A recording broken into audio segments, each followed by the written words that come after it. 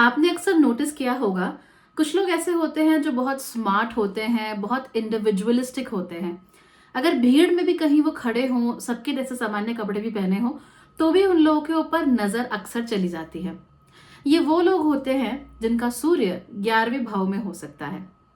There is this one person I know, उम्र करीब late 40s में। कपड़े वो हमेशा ऐसे नॉर्मल पहनने की कोशिश करते हैं, हमेशा अपने आप को एक सामान्य इंसान दिखाने की कोशिश करते हैं। कोई एसेसरीज नहीं पहनते हैं, कोई गहने नहीं डाले हुए हैं, हाथ में अंगूठियां नहीं है, गले में चेंज नहीं है, कोई कपड़े इन्होंने ऐसे नहीं पहने हुए जिसको देख के लगे कि he is extraordinary, but he is extraordinary. और भीड़ में जब उन्हें देखा तो पता लग गया कि ये कुछ अलग है, चाहे वो अपने आप को कितना भी भीड़ के जैसा दिखाने की कोशिश कर रहे हो। और एग्जैक्टली यही होता है उन लोगों के साथ जिनका सूर्य 11वें घर में होता है। तो चलिए आज ये जान लेते हैं कि सूर्य के 11वें घर में जाने से आप लोगों के जीवन के ऊपर क्या क्या असर पड़ता है। Let's get started. Welcome to Bhagyashree holistic astrology, एक ऐसा ज्योतिष जो कि आपके पॉजिटिव पॉइंट्स को मैक्सिमाइज कर सकता है और आपके नेगेटिव पॉइंट्स को मिनिमाइज करने में आपकी मदद भी कर सकता है। आज के वीडियो में हम जानेंगे कि सूर्य के 11वें घर में जाने से आपके जीवन पर क्या असर पड़ सकता है। लेकिन उससे पहले अगर आपने चैनल को सब्सक्राइब नहीं किया है तो सब्सक्राइब करके इसके वीडियोस को अपनों के साथ शेयर जरूर करना चाहिए। आप चाहें तो चैनल के मेंबर भी बन सकते हैं। मेंबर बनने के लिए सब्सक्राइब के साथ में एक ज्वाइन बटन आ रहा है, उस पर क्लिक कीजिए। क्लिक करने के साथ ही आपको सारे वीडियोस दूसरों से पहले देखने को मिल जाते हैं। हर महीने एक्सक्लूसिव वीडियोस मिलते हैं, एक्सक्लूसिव कुंडली रीडिंग्स मिलती हैं, एक्सक्लूसिव डिस्काउंट्स भी मिलते हैं। So if you want to be a part of all that, don't forget to join the channel. चलिए अब बात कर लेते हैं कि 11वां घर होता क्या है। इससे पहले कि हम ये समझे कि सूर्य 11वें घर में जाकर क्या करता है, वी नीड टू नो कि 11वां घर किन किन चीजों को रिप्रेजेंट करता है। 11वां घर रिप्रेजेंट करता है आप लोगों के गेन्स को। इसे लाभ भाव कहा जाता है, यानी आप 10वें घर में क्या काम कर रहे हो, उससे आपको क्या लाभ मिलने वाला है, उससे आपको क्या अच्छी चीजें मिलने वाली है, क्या गेन्स होने वाले हैं, इससे हमारा 11वां घर रिप्रेजेंट करता है। इसके साथ साथ ही 11वां घर रिप्रेजेंट करता है आपके बड़े भाई बहनों को, मोस्टली आपके बड़े भाई को। यह रिप्रेजेंट करता है आपके नेटवर्क सर्कल्स को, यानी कि आप कितने लोगों को जानते हो, पर्सनली आपकी दोस्ती किनसे है, आपका उठना बैठना किनके साथ है। एंड ऑफ कोर्स ये इनको भी दिखाता है कि आपके प्रोफेशनल नेटवर्क्स कौन से हैं। प्रोफेशनली आप कैसे लोगों को जानते हो, प्रोफेशनली आप कैसे लोगों के साथ काम करते हो, वो भी आपका 11वां घर आपको दिखा देता है। तो देखा जाए तो 11वां घर कई सारी इंपॉर्टेंट चीजों के साथ हमारी जिंदगी से जुड़ा हुआ होता है। और ये जो 11वां घर होता है, ये नैसर्गिक रूप से एक्वेरियस यानी कि कुंभ राशि का होता है। और जहां पर कुंभ राशि होती है वहां पर शनि जरूर होते हैं। और आप ये बात जानते ही हैं कि सूर्य और शनि उनकी आपस में बिल्कुल भी नहीं बनती। यूं तो ये पिता पुत्र हैं, जिसमें कि सूर्य पिता हैं और शनि पुत्र हैं, लेकिन उसके बावजूद भी इनकी जो लाइफ फिलोसफीज हैं, इनका जो काम करने का तरीका है, जिन लोगों के साथ ये काम करना चाहते हैं, वो अलग अलग होते हैं। शनि की आदत होती है चीजों को रिस्ट्रेन करने की। रिस्ट्रेन करना यानी बांध कर रखना, राइट। तो शनि बांध कर रखने में यकीन रखते हैं। और सूर्य जो है, उनकी प्लेसमेंट की एक खूबसूरती या खास बात ये होती है कि ये जहां भी जाते हैं वहां ये चीजों को अपने आप भी रिस्ट्रेन कर देते हैं, अपने आप भी रोक देते हैं। तो आप सूर्य की पोजीशन कहीं पर भी देखिए अपने चार्ट में, आप नोट करेंगे कि वहां से मिलने वाली जो भी चीजें हैं, सूर्य ने उनको कम कर दिया है। यहां तक कि सूर्य जब 5वें घर में जाते हैं तो आपका जो बच्चों की संख्या है उसको भी कम कर देते हैं, right. So this is what sun usually does. तो ऐसे में जब वो 11वें घर में जाएंगे तो 11वें घर से जुड़ी हुई ज्यादातर चीजों में वो कमी लाते हैं, उन्हें रिस्ट्रेन करते हैं। ऐसा नहीं है कि वो आपकी जिंदगी में कोई चीज आपको प्रोवाइड नहीं होने देंगे और लिटरली शनि की तरह एक्ट करेंगे, नहीं। वो क्या फोकस करते हैं, that quantity is better than quality, यानी एक हो दो हो लेकिन अच्छे हो, बेहतरीन हो, ब्रिलियंट हो। इसका सबसे पहला इम्प्लीकेशन तो ये निकल कर आता है कि जिनका सूर्य 11वें घर में होता है कुंडली में, ऐसे लोग बहुत ज्यादा दोस्त नहीं बनाते हैं। हाँ, ये बहुत सारे लोगों को जान सकते हैं, पॉपुलर हो सकते हैं, फेमस हो सकते हैं, ऐसे कि लोग इनसे मिलने आया करें, लोग इनसे बात किया करें, ये बहुत सारे लोगों को जानते हैं ऑल दैट। लेकिन जिन्हें ये दोस्त कहते हैं ना, वो संख्या बहुत कम होती है। हो सकता है कि आप किसी ऐसे 50 वर्ष के व्यक्ति को मिले जिसके जीवन में मुश्किल से 5 लोग इंपॉर्टेंट हैं। तो ये जो अपना सर्कल है इतना छोटा रखते हैं दोस्तों का। परिवार का तो चलिए है ही, लेकिन दोस्तों का सर्कल भी बहुत छोटा रखते हैं। कई बार तो ये अपने परिवार में भी अपने सर्कल को बहुत छोटा रखते हैं। तो मान लीजिए कि आपके परिवार में 50 लोग हैं, तो ये जो सूर्य 11वें घर का व्यक्ति है, ये 50 लोगों को नहीं जानेगा, 50 लोगों से बातचीत नहीं रखेगा, 50 लोगों के क्लोज नहीं होगा।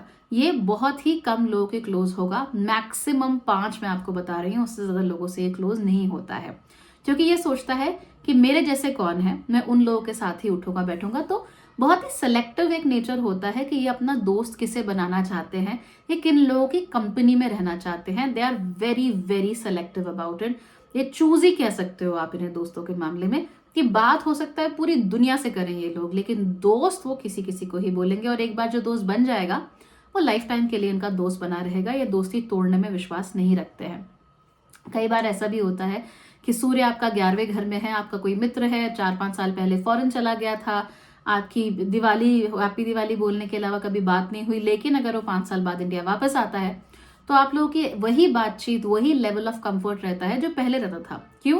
क्योंकि सूर्य 11वें घर वाला व्यक्ति जो है वो कभी भी अपनी दोस्तियों को टाइम के सेंस में काउंट नहीं करता है। उसके लिए रिश्ता, दिल से जुड़ाव है, वो मैटर करता है, और इसीलिए डिस्टेंस कितना भी बड़ा हो, that becomes wholly unnecessary to them. ऐसे लोग क्या कोशिश करते हैं, ये because they focus a lot on quality, तो ये हमेशा जो अच्छे लोग होंगे, जो वाकई अकम्पलिश लोग होंगे, उनकी तरफ जाएंगे।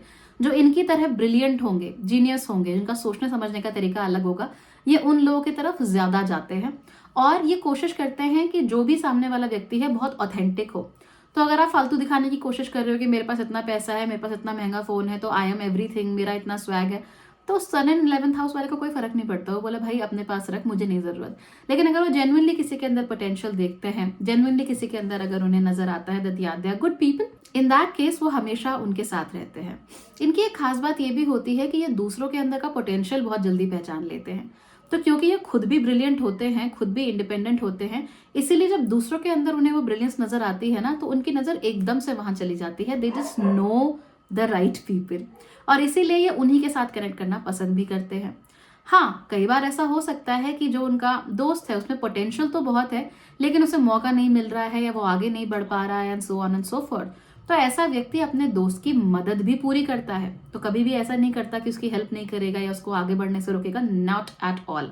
अगर सन इन 11th हाउस वाला व्यक्ति है, उसको अपने दोस्त का पोटेंशियल पता है, तो उस पोटेंशियल को प्राप्त करवाने में अपने दोस्त की पूरी मदद करेगा। जैसे कि I give you an example, 2 YouTubers हैं बहुत ही popular, crazy popular YouTubers, PewDiePie and Mr Beast. तो आपने नोट किया होगा कि मिस्टर बीस्ट अपने वीडियोस में अक्सर प्यूडीपाई को शाउट आउट्स देते रहते हैं। इनफैक्ट जब there was this little crazy event, जब टी सीरीज और प्यूडीपाई आपस में ज्यादा सब्सक्राइबर के लिए उनके बीच में एक होड़ लगी हुई थी, उस समय पर भी मिस्टर बीस्ट ने प्यूडीपाई को, if I am not wrong, I think I remember correctly, उन्होंने शाउट आउट्स दिए थे।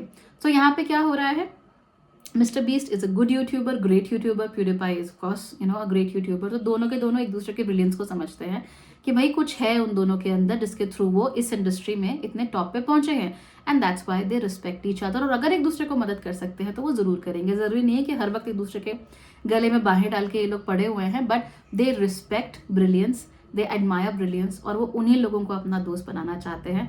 ये खास बात आपको 11वें घर में देखने को मिलेगी, और ये कभी भी ऐसे लोग नहीं होंगे जो आपके दिखावे से आपसे इंप्रेस हो जाएंगे। बिल्कुल भी इंप्रेस नहीं होते दिखावे से।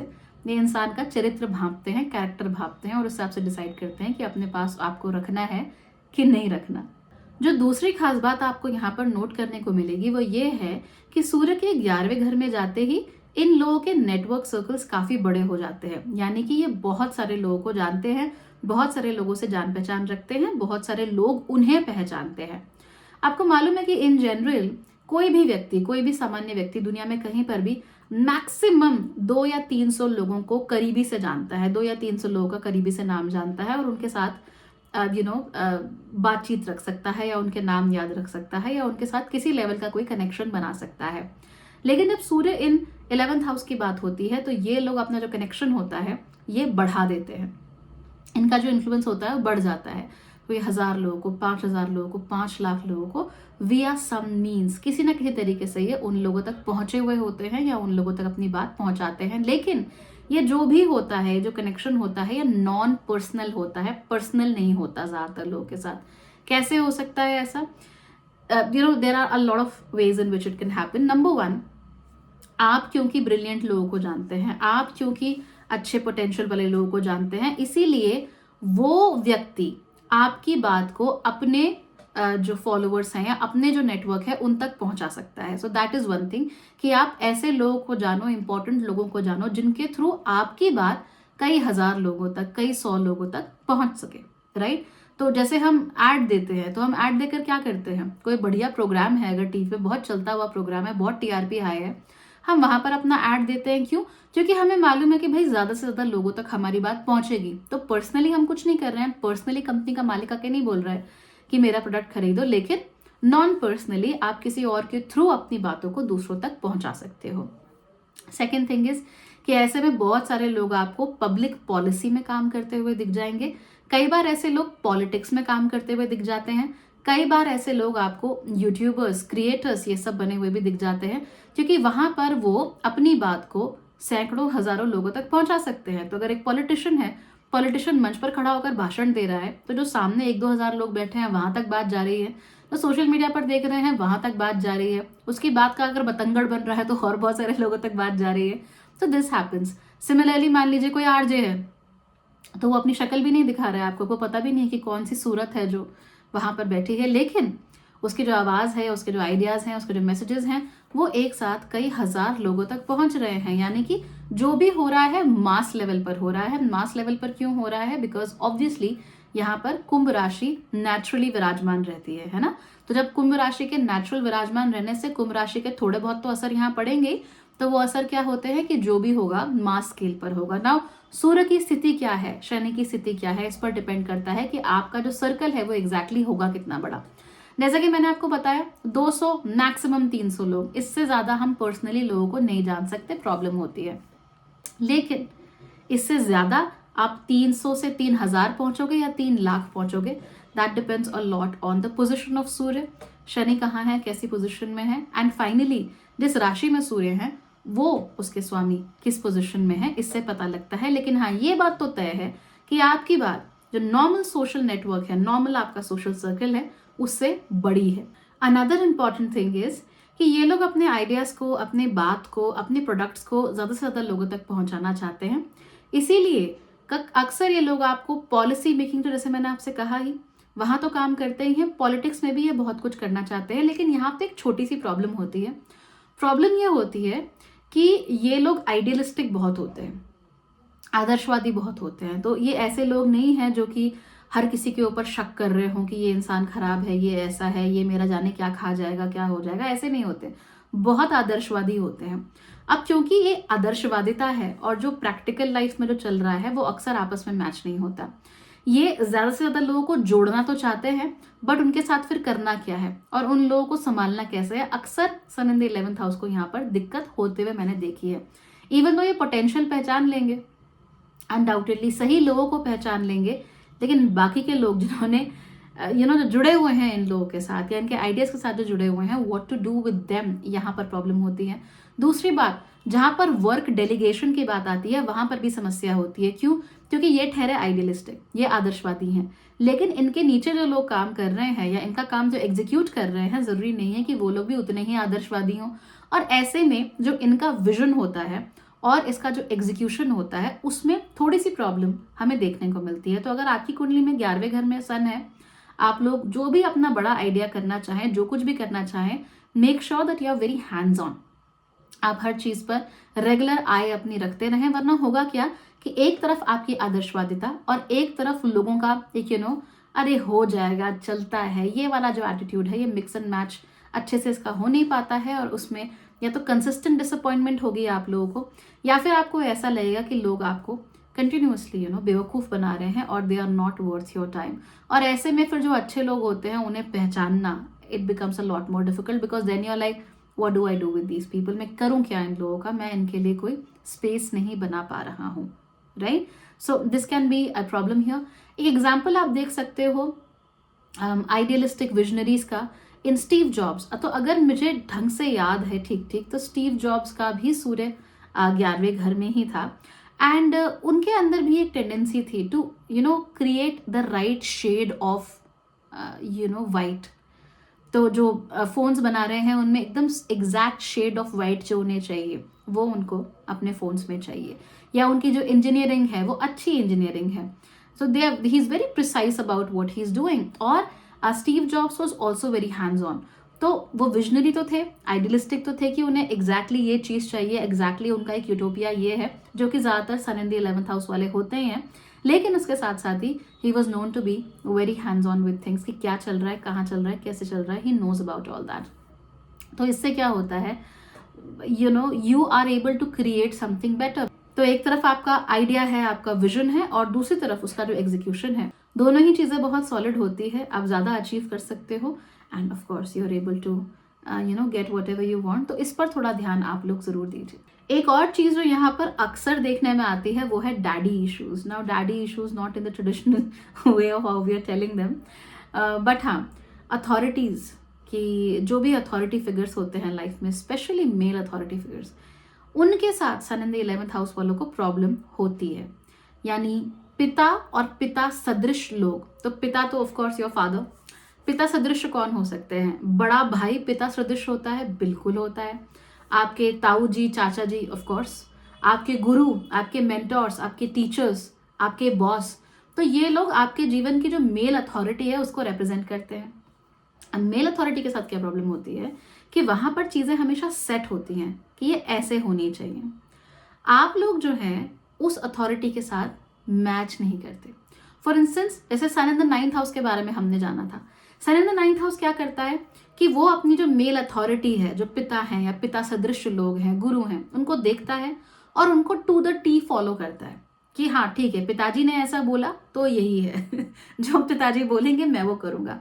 सन इन द 11th हाउस ऐसा नहीं है। वो लाइक पिताजी ने ये बोला है, ऑल राइट, नो डिसरिस्पेक्ट, वो जो ठीक रहे हैं अपने तरफ से, वो सोच रहे हैं ठीक है, पर मुझे ऐसा लगता है, मैं ऐसा सोचता हूँ, मैं ये करना चाहता हूँ। इसको लेकर ये लोग बड़े इंडिपेंडेंट थिंकर्स होते हैं। इनकी अपनी इंडिपेंडेंट थिंकिंग होती है, इनकी अपनी फिलॉसफी होती है जिंदगी को लेकर कि ऐसा होना चाहिए, और ये अपने हिसाब से अपने कंक्लूजन्स पर पहुंचते हैं, राइट। कई बार ये गलती करके भी सीखते हैं, लेकिन इनके लिए इंपॉर्टेंट क्या है कि मेरा जो भी ओपिनियन है वो मैंने खुद बनाया है, मुझे पिताजी ने नहीं दिया, मुझे गुरुजी ने नहीं दिया, मुझे बॉस ने नहीं बोला कि ऐसा ही होना चाहिए। He has his own mind, और वो अपने उस ओन माइंड को अपने ही तरीके से इन्वॉल्व करता रहता है, अपने ही तरीके से उसका इस्तेमाल करता रहता है, राइट। तो ये जो अथॉरिटी फिगर्स है उनके साथ थोड़ी सी रस्साकशी यहाँ देखने को मिलती है। नाउ अगर सन बहुत पावरफुल है, मान लीजिए सूर्य जो है आपका मेष राशि में है, यहाँ पर आकर सूर्य क्या होता है, एग्जॉल्टेड होता है, उच्च का होता है। तो उच्च का सूर्य अगर 11वें घर में है, तो 11वां घर यानी नेचुरल कुंभ राशि रिस्ट्रिक्टिव, नेचुरल शनि रिस्ट्रिक्टिव, तो वो रिस्ट्रिक्शन और प्लस वहां पर सूर्य अगर पावरफुल हो जाता है तो वो आपस में लड़ते हैं, भिड़ते हैं। वो कहते हैं कि मेरा बस चले, वो कहते हैं मेरा बस चले। सूर्य कहते हैं मैं चलाऊंगा, कुंभ कहती है मैं चलाऊंगा राशि। तो ऐसे में ये रस्साकशी जो है वो बढ़ जाती है। यानी कि जो पेरेंटल फिगर्स हैं, स्पेशली जो फादर फिगर्स हैं, उनके साथ आपका जो एक रस्साकशी है वो बढ़ जाएगी। तो एंटागनिज्म यानी कि उनके साथ झगड़ा होना, उनकी बात बिल्कुल ना मानना, उनसे एकदम ही अलग राह पर चलना, कई बार तो सिर्फ उन्हें परेशान करने के लिए या सिर्फ उनसे अलग होने के लिए एकदम उत्तर की बजाय दक्षिण चले जाना, ये होता है। बट रेगुलरली क्या होता है, यू डोंट हेट देम। आप अपने एल्डर्स को, अपने पिता को, गुरुओं को हेट नहीं करते, you understand where they are coming from, आप उनकी भी ओपिनियंस की रिस्पेक्ट करते हो, लेकिन your opinion is what matters. तो अगर आपकी जिंदगी है तो आप डिसाइड करोगे कि क्या होने वाला है। वो आपको मम्मी पापा नहीं बताएंगे, वो गुरुजी नहीं बताएंगे, वो बॉस नहीं बताएगा, वो आप बताओगे। तो ये इस तरह की टेंडेंसी होती है, and I really respect that. अगर आप दूसरों को समझते हैं, जरूरी नहीं है कि आप उनकी बात मानते हो, पर अगर आप उन्हें समझते हैं, specially if they are elders, और उनको समझते हुए भी आप उनकी बात को मानकर, उनका पॉइंट ऑफ व्यू जानकर भी आप कह सकते हो कि नहीं, I understand where you are coming from, no disrespect, लेकिन मैं अपनी राह पर चलना चाहता हूँ। That's a very beautiful way of handling things. तो sun in the 11th house ये काम बहुत अच्छे से करते हैं।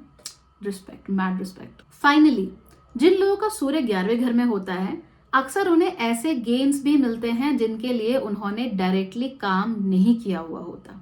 So that's actually very common.